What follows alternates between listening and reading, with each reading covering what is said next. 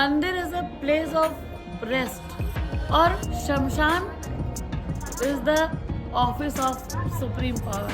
कोई भी वहाँ लेट कर जाते हैं, लेकिन दुनिया में सिर्फ एक यूनिक वो होंगे योगी आदित्यनाथ जो बैठ कर जाएंगे। त्रिया चरित्र तो बहुत बड़ा साइंटिफिक है, लेकिन इसको लोगों ने विकार से जोड़ दिया। इसको सिद्ध करने में मनुष्य बर्बाद हो जाता है, सिद्ध नहीं हो पाता। वीर है चाहे वो पुरुष का और स्त्री का, वो स्खलित नहीं हो, मीन्स वो आउट नहीं होना चाहिए। साधु बन गए थे, औगड़ बन गए थे, आफ्टर सम टाइम जाके देखो उन्होंने एक पत्नी रख ली, उससे बच्चे हो गए, बैक हो गए, बैक टू पवेलियन। किसी गूंगे से पूछो अदरक का रस कैसा है, बता पाएगा? ये वो घटना है। खुद को साध लेना ही साधना है और यही सबसे बड़ी ईश्वर की आराधना है।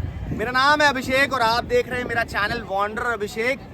महाकुंभ की धरती यानी कि तीर्थराज प्रयागराज में नाना प्रकार के बाबाओं, संतों, अखाड़ों और दिव्य महात्माओं के बीच हमें एक ऐसी गुरु माता मिली जिन्होंने हमको न केवल साधक साधना और उसके आगे और ऊपर के कैनवास के बारे में बहुत गहराई से बताया। इतनी गहराई से बताया कि अगर हम उस समंदर में डुबकी लगाएं तो ज्ञान के चक्षु हमारे के साथ आपके भी खुल जाएंगे।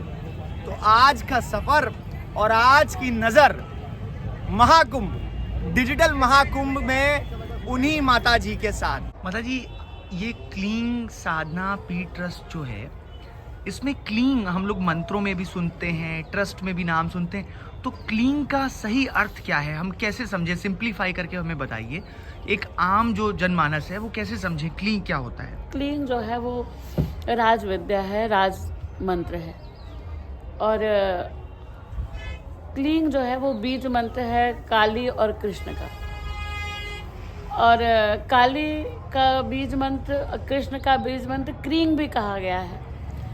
लेकिन ये क्लींग जो है वो ये राज में आता है, और क्लींग जो है वो सभी महाविद्याओं का बीज मंत्र है। क्लींग जो है स्पेशली बिलोंग करता है काली और कृष्ण से। तो काली और कृष्ण एक ही हैं, क्योंकि कृष्ण ने जब बिल्कुल स्तनपान अवस्था में थे तब उन्होंने पूतना को मारा, और एक कुछ ही दिनों के बालक ने जो है पूतना को मार के अपने काली तत्व का परिचय दिया था कि वो जो है संहार करता है किसका? दैत्य शक्तियों का, जो विनाशकारी शक्तियां हैं, हानिकारक शक्तियां हैं, उनको विनाश करने की क्षमता जन्मजात है। तो वो उसके अंदर काली तत्व पहले से मौजूद था। और कृष्ण तब वो कहलाया जब वो लोगों के लिए प्रिय हो गया। आदर्शवादी साधक कैसा होता है, कौन होता है और उसको बनने में कितना समय लगता है? देखो, एक तत्व है, मनुष्य, वो कोई भी हो सकता है? और अपने को तपाना, जलाना, अपनी ऊर्जाओं का संचरण कर लेना, प्रकृति से तादाद एकाकार कर लेना ही वाला साधक है। और साधक कौन बनता है? जो नेचर है, जो हमारी माँ है, प्रकृति, पृथ्वी है, क्षिति, जल, पावक, गगन, समीर, ये 5 तत्व का खेल है पूरा जगत। ये अपने आप चुन लेती है, खींचता हुआ बंदा चला आता है। देखो ना, अभी एक कुंभ में बड़ा हाईलाइट हो रहा है IITN बाबा। भाई उनके पैकेज होते 30 लाख 40 लाख, वो हमेशा डूबे रहे पैसों में, उन्हें कोई कमी नहीं, तमाम ऑफर्स। लेकिन पराविज्ञान है सब कुछ एंड होने के बाद। जहाँ पर विज्ञान एंड होता है उसके बाद पराविज्ञान शुरू होता है। This is the proof. वो हमेशा प्रूव करता है अपने आप को। लोग सब छोड़कर जाते हैं, क्योंकि परमात्मा का दास होने के बाद हम किसी मनुष्य के दासता नहीं स्वीकार कर पाते, ना वो किसी को बनने देता है। वो एक कहते हैं सुप्रीम पावर, वो किसी को जो उसका दास हो जाता है वो फिर किसी दूसरे की दासता के काबिल नहीं रहता। वही साधक पूरे जीवन सीखता है मनुष्य। साधक की कोई पर्टिकुलर एज नहीं होती, क्योंकि जो सिद्धियां हैं वो बिल्कुल फोकस का विषय नहीं होती हैं। जो जितना बड़ा सिद्ध होगा वो उतने कमरे में चला रहना पसंद करता है, वो उतना ही छिप के रहता है, क्योंकि ये बड़ा गूढ़ विषय है। अपनी सिद्धियों को, रिद्धियों को, अपने खजाने को जो हमें नेचर दे देती है उसको गुप्त रखना चाहिए। उसको अनुभव हो गया, गहरा हो गया, कई सारी चीज़ें उसको छुप के रहेगा, एकांत रहेगा, क्योंकि एकांत में ही वो मिलता है। वो भीड़ में प्रमाण देगा, आपके लिए कुछ कर सकता है भीड़ में जैसे एक माँ बच्चे के लिए करती है, ऐसे वो कुछ कर देगा। लेकिन वो अगर आपके लिए स्पेशल कुछ कर रहा है तो वो एकांत में करेगा, एकांत में ही मिलेगा। चूँकि आप काली को इष्ट मानती हैं, काली की उपासक हैं, इस लिहाज से माता जी काली की साधना शमशान में भी होती, बहुत सारे लोग करते हैं, तो वो कौन सी ऐसी साधना है जो शमशान में की जाती, कौन लोग उसको करते हैं? देखो क्या है कि कोई भी ये नहीं है, अघोर खाली कहा गया अघोर। अगर काली की साधना को सिद्ध करना है या काली से अपने को कनेक्ट करना है, काली तत्व से, आपको शमशान जाना पड़ेगा। काल ई, ये उसका ई ईश्वर का जो काल स्वरूप है उसको प्राप्त करने के लिए वही जाना पड़ेगा। जैसे अभी मैं बताऊं शमशान क्या है और मंदिर क्या है, जो तुमने क्वेश्चन किया। Mandir is a place of rest. ईश्वर वहाँ विश्राम करता है, उसको भोग लगता है, उसका शयन तैयार होता है, उसके कपड़े बदले जाते हैं, वो श्रृंगार करता है, मीन्स उसका प्लेस है रहने का। और शमशान is the office of supreme power, because आत्मा का विलय और आत्मा का जन्म वहीं से हो रहा, और this is the main motive of supreme power. वो उसको जन्म करना है, विलय करना है, स्थिति, संहार और लय का अगर कोई प्लेस इस वर्ल्ड में है तो वो है शमशान। अब कुछ लोग गए अघोर बनकर, उन्होंने, मैं टीवी में या इसमें देखती रहती हूँ, उन्होंने मुर्दा खाया, दारू पिया, ये किया, वो किया, क्या क्या, वॉट एवर दे वॉन्ट, जो उनकी आत्मा से निकला उन्होंने किया। वो अभेद की अवस्था तक जाना चाहते हैं, लेकिन ये पूरा तरीका नहीं है वहाँ तक जाने का, बिकॉज जो शमशान है वहाँ पर सब कुछ जिसका शमन हो जाता है, दैट इज कॉल्ड शमशान। बड़े बड़े राजा महाराजा कोई भी वहाँ लेट कर जाते हैं, बैठ कर सिर्फ महापुरुष जाते हैं। जैसे इतने महापुरुष गए, लेकिन दुनिया में सिर्फ एक यूनिक, चाहे उसको सीएम कह लोगे भूतपूर्व, चाहे उसको फ्यूचर का पीएम कह लोगे या भूतपूर्व पीएम कह लोगे, वो होंगे योगी आदित्यनाथ, जो बैठ कर जाएंगे। ही इज सेंट, वो संत है, औघड़ संप्रदाय का ही संत है। जब भी शरीर छूटेगा वो बैठ कर जाएगा, और उसने जो पद ले लिया, ईश्वर ने उसको जो गद्दी इस समय दे दी, एक तो अघोर की गद्दी बहुत मोस्ट इम्पॉर्टेंट पीठ उनको ऑलरेडी मिली थी, उसके बाद उनको संसार को चलाने के लिए जो पीठ मिल गई, उससे वो बड़े शान और शौकत से जाएंगे, रहेंगे भी शान शौकत से। उनका आना भी उत्सव, उनका रहना भी उत्सव, उनका जाना भी उत्सव होगा। पीपल कोई भी कहे, कोई पार्टी उनको पॉइंट आउट, गांजा, भांग है, वॉट एवर जो उनके मन से विकार निकल रहा, निगेटिविटी, वो कहे, but this is the universal truth of Sanatan. He is the symbol of Sanatan. उन्होंने सनातन को पकड़ा, जड़ों को, पहले ऑलरेडी सनातन की जड़ें गहरी हैं, लेकिन एक नई दो पंखुड़ी ऐसी निकल आई, जैसे नीम में निकलती है, पीपल में निकलती है, बरगद में, अशोक में, ऐसे ही सनातन की दो कोपलें जो निकली, वो उसका नाम योगी आदित्यनाथ हुआ। वो प्रूफ है। इसको संत समझ सकते हैं, साधक समझ सकते हैं, जो प्योर हैं, जो उसमें जी रहे हैं, लेकिन अगर कोई संस्कारी नहीं है तो वो इस चीज़ को नहीं समझ पाएगा। ऐसे शमशान सब कुछ मिटा देने वाला है। काम, क्रोध, मद, लोभ, मोह वहाँ जाकर मिट जाता है। इसीलिए काली को सिद्ध करने के लिए लोग शमशान जाते हैं, क्योंकि काली किसी नहीं शत्रु को मार देगी। गीता में लिखा, ये मनुष्य आप ही अपना शत्रु है, आप ही अपना मित्र है। अपने को अधोगति में न डालकर इस संसार सागर से जो अपना उद्धार करता है, वही मनुष्य अपना मित्र है। ये ही काली का है। वो पांचों विकारों को, फिर स्त्रियों के जो कहते हैं कि लोग जोड़ देते हैं त्रिया चरित्र। त्रिया चरित्र तो बहुत बड़ा साइंटिफिक है, लेकिन इसको लोगों ने विकार से जोड़ दिया, छल दंभ देश स्त्री के इस कैरेक्टर से जोड़ दिया, जबकि ये कृष्ण की 16 कलाओं में आती है। कृष्ण की 16 कलाओं में ये आया, उन्होंने गोपियों के साथ छल दंभ देश सबका 16 कलाओं में आया, ये कलाएं आती है। लेकिन लोगों ने इसको इस पुण्य त्रिया चरित्र के साइंटिफिक रीजन को इस नेगेटिविटी से जोड़ के फीमेल को डिफेम भी किया। पर यही चीज़ें जो हैं ये वहाँ जाकर बिल्कुल डेमोलिश हो जाती है शमशान में, कुछ नहीं बचता। आप रात को 2 बजे जाओ, कोई भय नहीं है, कोई भूत नहीं है, कोई प्रेत नहीं है, कोई कुछ नहीं है।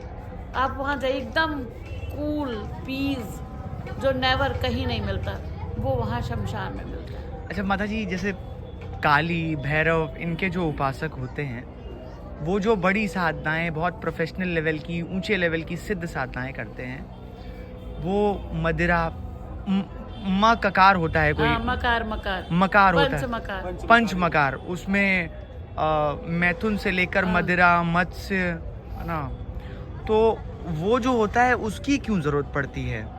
शमशान बिलोंग करते हैं नदी के किनारे।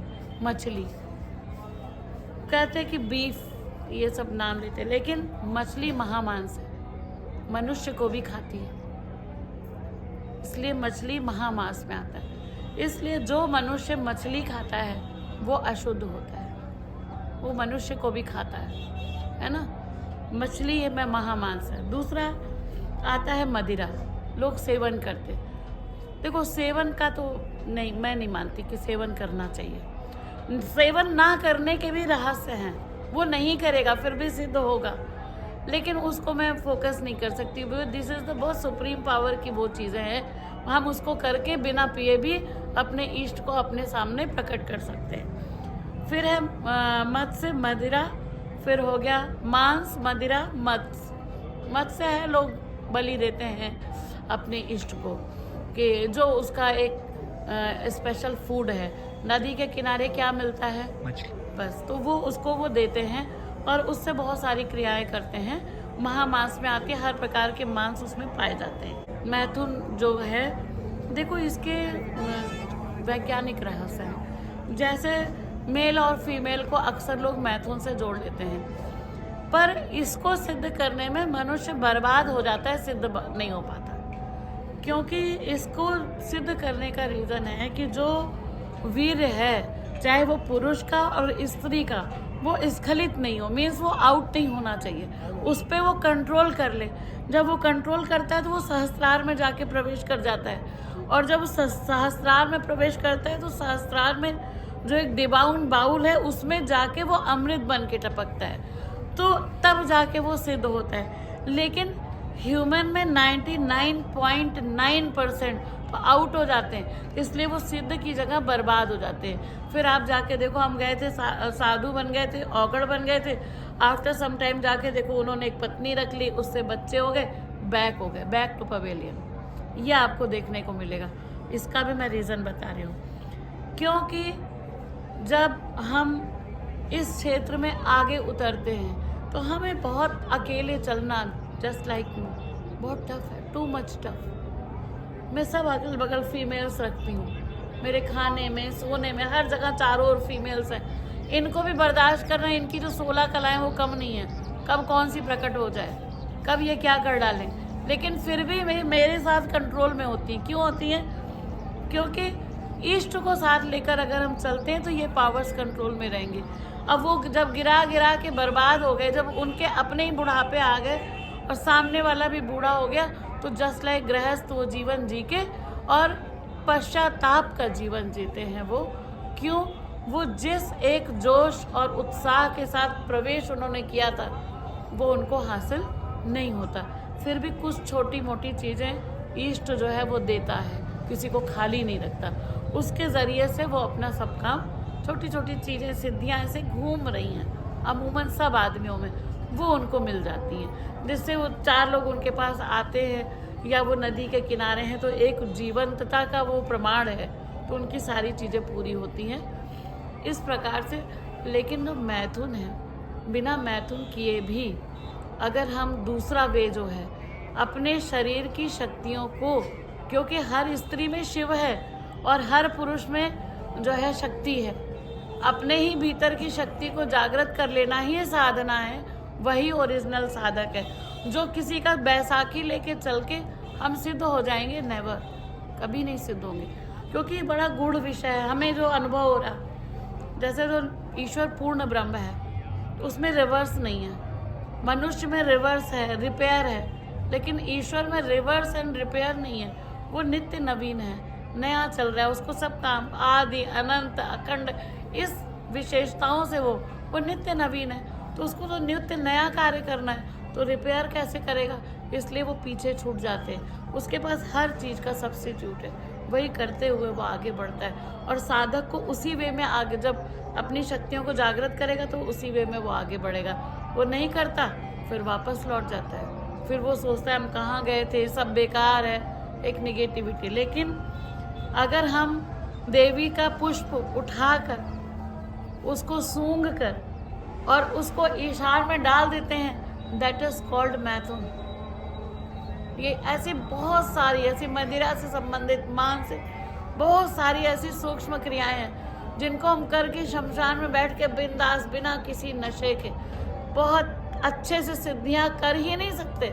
हम उनका दीदार करते हैं, उनको सुन भी सकते हैं, लेकिन मनुष्य करना नहीं चाहता। वो यही दिखा के अपना फेमस होना चाहता है और वो कुछ भी नहीं कर पाता। अच्छा माता जी, चूँकि आपने इस बात को बहुत सिंप्लीफाई तरीके से बताया, तो मैं एक चीज़ और भी इंडिकेट करना चाहता हूँ। मैंने बहुत सारे मतलब हाई इंटेंसिटी के जो बाबा होते हैं, साधु होते हैं, नागा होते हैं, मैंने उन लोगों को गाली देते हुए भी देखा है। वो लोग गाली का इस्तेमाल क्यों करते हैं?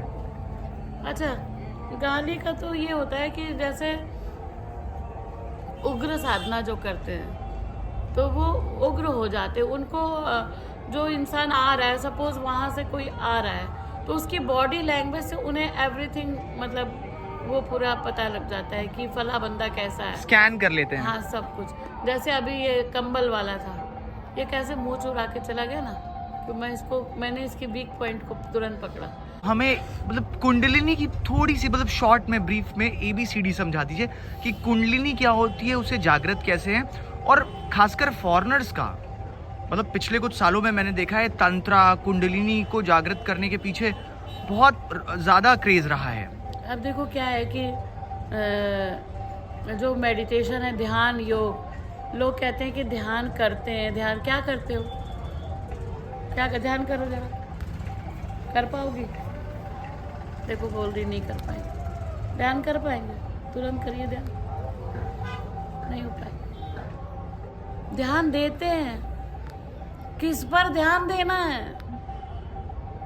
ध्यान देना है, किस पर ध्यान देना है? कुंडलिनी जागरण मेरी जागृत हो चुकी।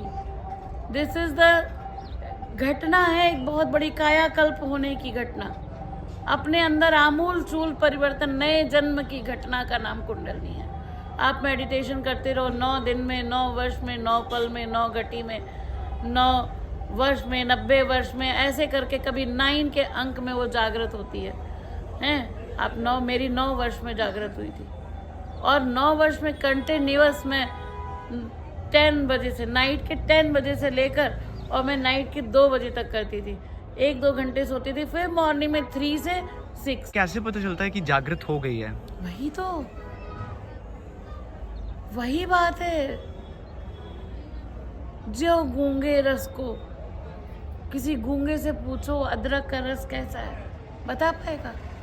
ये वो घटना है जिस प्रकार से बादल में बिजली कौंध जाती है ना, और ऐसे देखते रहो, ऐसे अपने भीतर कौंध जाती, वो ऊर्जा है बहुत बड़ी। ऐसे जैसे जठर अग्नि है, दिखाई दे रही क्या? कितने घंटे भूखे रह सकते हो?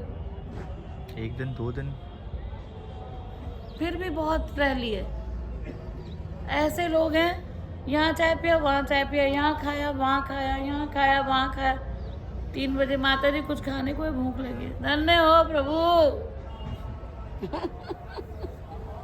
अच्छा माता जी, चूंकि वो फॉरेनर्स वाला जिसकी कुंडलिनी जागृत हो जाएगी, ना भूख लगेगी ना प्यास लगेगी। ये लोग से पूछो ना, बनाती हूँ, खाती क्या हूँ, पूछो ये सब, जो किचन में रहती है उससे पूछो ना यहाँ चली गई। वो ऐसे रखती है, वो रखा रह जाता है 3 दिन 4 दिन, फिर लेके चली जाती है, फिर कहती है हम पागल हो रहे हैं, तुम खा नहीं रही हो। जो फॉरेनर्स हैं, क्या था कि जो फॉरेनर्स में मैंने कई सारी बुक्स पढ़ी लिंडा की, वो बहुत अच्छी, मतलब उसकी थेरेपी थी। वो सन रेज पर अपना पूरा फोकस करती थी, पानी पीती थी सन की रेज में रखा हुआ, बाथ करती थी सन की रेज में रखती थी, वाटर हो गया उस टेम्परेचर पे आ गया, उससे बात करती थी। दिन के उस सन के जो टेम्परेचर में वाटर हॉट होता था उसको सेव करके रख लेना, उसी को रात में पीना। तो हमने जो है वो सन थेरेपी पे काम करती थी, मैंने मून थेरेपी पे काम किया है, मैंने मून थेरेपी पे बहुत वर्क किया है। अब उसके बाद ऐसे सूर्य और ये सब ऐसे प्रकट ग्रह हैं जो ड्यूटी दे रहे हैं परमात्मा की, और हम इन पे काम करते हुए बहुत कुछ हासिल होता है। तो इसीलिए वो इस थेरेपी पे बिलीव करते हैं। जैसे नदी है, वाटर थेरेपी, उनके लिए उनसे पूछो कि नदी मीन्स वाटर थेरेपी, वो इस वाटर थेरेपी पे बहुत बिलीव करते हैं। Sun therapy, moon therapy, stars therapy, वो इस पर बिलीव करते हैं। फिर वो ये 6 सेंस पर बिलीव करते हैं। तो वो जो 6 सेंस है उसको सर्च करने के लिए वो तरह तरह की साधनाएं करते हैं। इंडिया में आ गए तो वो तंत्र में, जब वो नेट पे उन्होंने सर्च किया, उनको कुंडलनी का मिला कि नहीं मेल फीमेल से ये सिद्ध होती है, ये वो यहाँ रह के पूरा अवघड़ पंथ स्वीकार कर लेते हैं, नागा बन जाते हैं, पिंडदान करते हैं, सब कुछ करते हैं, लेकिन पाता कौन है। जैसे एक था ड्रू पीटरसन, मेरा बहुत अच्छा डिवोटी हो गया था अमेरिका का। वो यहाँ पर अपनी फ्रेंड कारा के साथ आया था 2019 में, यहाँ आया, यहीं रह गया, यहाँ से वापस नहीं गया। वो लास्ट ईयर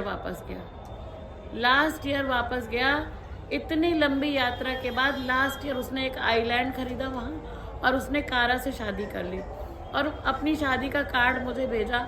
मुझे कहा कि गुरुमा मैं बिल्कुल चेंज हो गया हूँ, इंडिया में आकर मैंने बुक्स लिखी, मैं बिल्कुल, उसने यहाँ पे धूना चैतन करना, वो शिव जी का वो 3 बना के उसके नीचे चूल्हा जला के चाय बनाना, सब कुछ उसने किया। मैंने उसका कभी सुना नहीं। यहाँ इंडियंस कहते हैं व्यवस्था, बुलेरो, उसके मुंह से मैंने सिंगल वर्ड नहीं सुना व्यवस्था का। डिवोशन वहाँ क्या मिसिंग रहता है जो वो एक्सेप्ट कर लेते हैं इंडिया को और यहाँ के कल्चरल नॉर्म्स को, प्रैक्टिसेस देखो को? वहाँ का सबसे पहले वेदर है, कहीं बर्फ है, बर्फी है, और उनको ये पूरे वेदर नहीं मिलते हैं। यहाँ हम धूप हो गई, खुल के आराम से रहो, अपना हर काम कर रहे हैं। अभी आप चले जाइए अयोध्या, कोहरा होगा हैं, लेकिन यहाँ भगवती ने ऐसा कर रखा है, पॉपुलेशन भी है, नेचर जो है वो देता है, उसने दिया अपने भक्तों को एक, ये भी उसका प्यार है। घूमो, कुंभ का आनंद लो। फिर उसके बाद वो यहाँ आते हैं, यहाँ पे थोड़ा सा ऑनेस्टी है, वहाँ यूज़ एंड थ्रो है पग पग पर। यहाँ वो ऑनेस्टी देखते हैं। फीमेल्स को देखो, आए दिन न्यूज़ में सुन रहे हो, बिहार के एकदम इलिटरेट लड़के से शादी कर ली, राजस्थान में गौशाला में काम करने, क्यों हुआ है? इस्कॉन यहाँ क्यों तैयार हो रहा है? क्योंकि यहाँ पर एक ऑनेस्टी है, एक कमिटमेंट है कि अगर कोई मानता है, तो मैंने कहा था यहाँ की जनता पूजनीय है, जो साधु के बारे में अच्छा बुरा भी जानती है, फिर भी साधु को पूजती है, उसकी सेवा करती है, नहीं उसके लिए तन से, मन से, धन से, वचन से कुछ करती है जाकर, तो वो जनता पूजनीय है। जो यहाँ आज पूरा कुंभ चल रहा जनता से, अगर इस मेले में सारे साधु बैठे हैं, जनता नहीं आए, व्हाट इज द कुंभ है? आप जैसे एक स्कूल है, उसका ढांचा खड़ा है और बच्चे नहीं आए पढ़ने के लिए, तो क्या वो उस स्कूल की शान है? इस कुंभ की शान जनता है? इसीलिए देश के प्रति जनता को, संतों को, किसी भी पंथ का हो करना चाहिए। यहाँ के अन्न को, यहाँ के जल को, यहाँ के नेचर के प्रति हम कृतज्ञता कैसे व्यक्त कर सकते हैं? ओनली एंड ओनली सर्व, सिर्फ सेवा करके और उसको सुरक्षित करके, उसका संरक्षण करके ही हम उसे बैक दे सकते हैं। हम किसी भी इंसान को कोई गिफ्ट देकर बैक देते हैं, लेकिन नेचर को हम सिर्फ पाल कर, पोस कर, संरक्षित करके ही हम बैक दे सकते हैं और कुछ नहीं कर सकते। मुझे पूरी उम्मीद है कि साधु संतों के दुनिया भर में सबसे बड़े समागम से साधकों और साधना का सफर और नज़र गुरु माँ हेमा भारती के साथ आपको बहुत अच्छा लगा होगा और आपने उन सारी बातों को डिकोड करने की कोशिश की होगी जो विषय आपके लिए बहुत रॉकेट साइंस जैसे या एरोस्पेस इंजीनियरिंग जैसे होते हैं। तो अगर ये वीडियो आपको पसंद आया तो please hit the like button, hit the share button, और अगर चैनल पे नए हैं तो सब्सक्राइब करना मत भूलिएगा। तब तक के लिए प्रयाग की धरती से, महाकुंभ की धरती से, तीर्थराज की धरती से हर हर महादेव।